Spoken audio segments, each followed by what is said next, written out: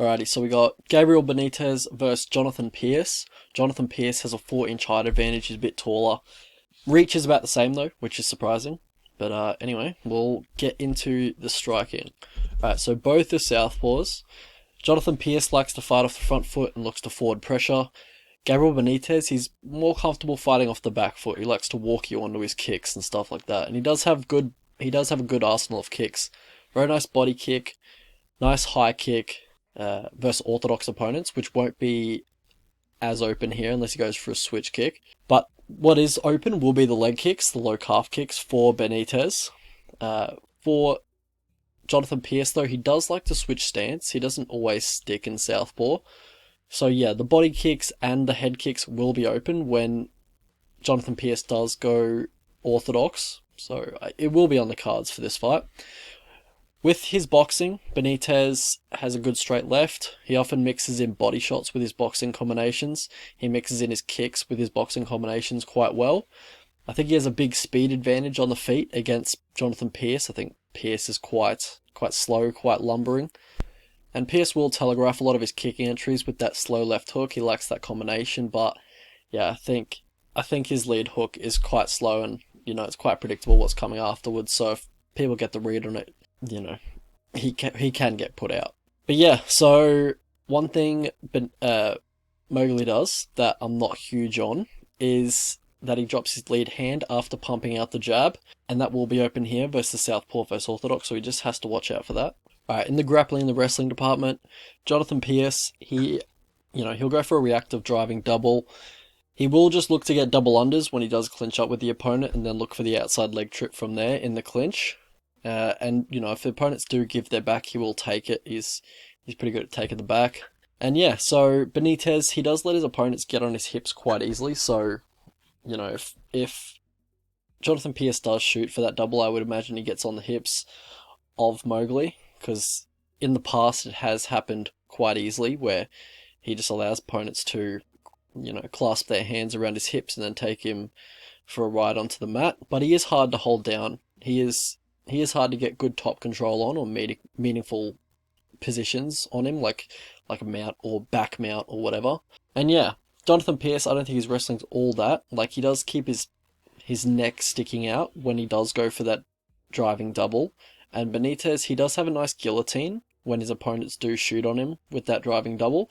So yeah, you just got to watch out for that. And Pearce just has a neck that you want to snatch, really. He has a quite long, skinny neck.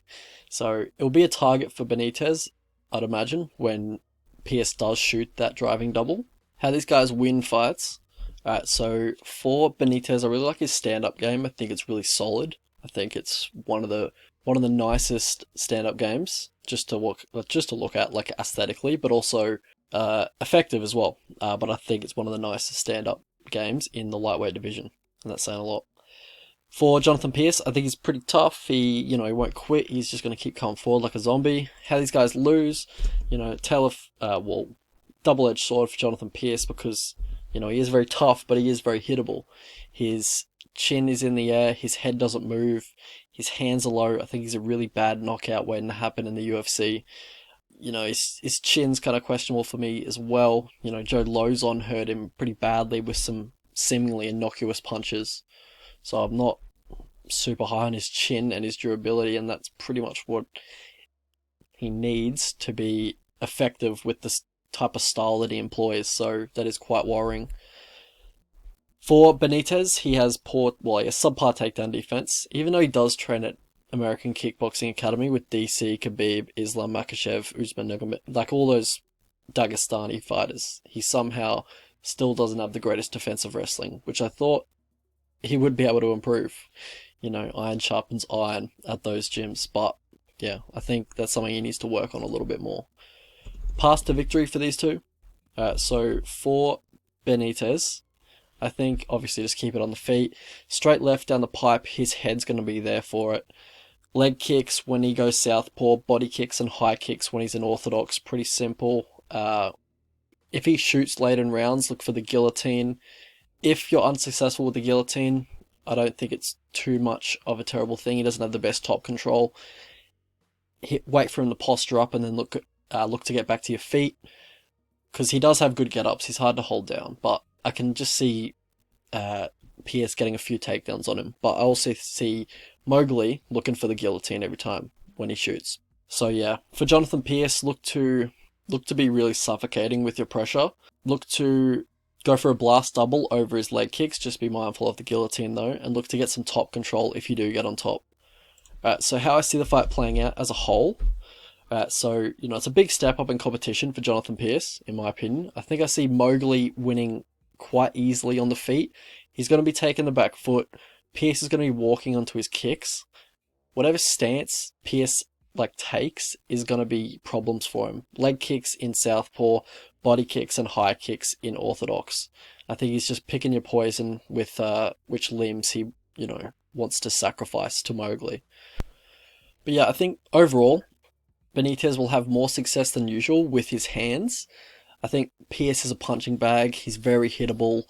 And this is the biggest puncher that Pearce has ever faced, in my opinion. So I think there's a good chance that Mowgli does put him out cold with a punch. I wouldn't be surprised at that happening. Also, don't think Pearce's wrestling is good enough to sway the fight in a big way. I don't see him controlling or nullifying Mowgli with his wrestling for 3 rounds. I think, Mowgli gets him out of there pretty early. I think either round 1 or 2. Wouldn't be surprised round 3, but I do think it's a big mismatch here, and I think Mowgli does get him out of there. Well, he should get him out of there, but it's either that or domination. Alright, so we got Gabriel, Benitez, Mowgli. He's a big favourite at the moment. I think that's deserving, honestly. I don't think Jonathan Pearce is UFC level. I think this is a pretty big mismatch, in my opinion, by the UFC matchmakers. And yeah, I favour Benitez around 77 to around 80% of the time. That's how much I think of it's a mismatch. Alright, so bets I was looking at, Benitez, anything, minus 200, anything over $1.50. I think I'd put 1 or 2 units on that, absolutely. I've already put 3 units on it. And if his price keeps going up, then I'll probably put some more units on it. Another thing I'm looking at is Benitez inside the distance. If I can get that at around $2.80 to around $3, I'd probably hit that because, but Mowgli isn't a huge finisher. And I think, what's his name? Pearce hasn't been finished too many times in his career, but I just think Mowgli's going to finish him. It's just such a mismatch in my opinion. Alright,